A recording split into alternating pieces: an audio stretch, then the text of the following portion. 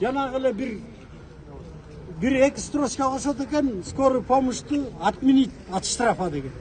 Законго. Дейсе эле бүттү чечилет экен вопрос.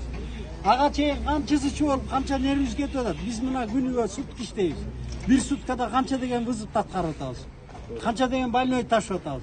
Даже биздин айлыгыбыз азыр 9000 оклад. Водительдер 9000ге ким иштейт? А бизге даже мына коронавирус убагында канча водитель өлүп калды. Минздравда грант жок эч кандай. Азыр биз деген болгон орунун баарын ташып атабыз.